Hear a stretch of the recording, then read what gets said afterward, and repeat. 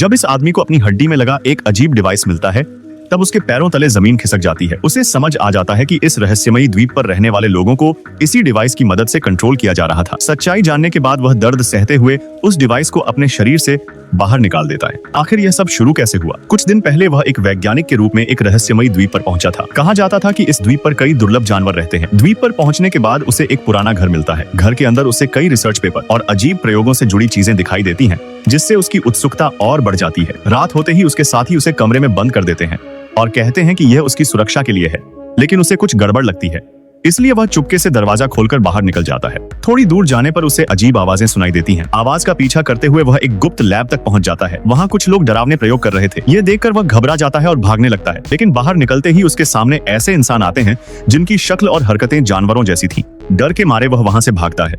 तभी उसकी मुलाकात एक लड़की से होती है तो उसे वहां से निकलने में मदद करने का वादा करती है।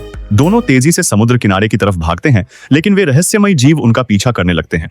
किसी तरह जंगल में छिपकर वे उनसे बच निकलते हैं।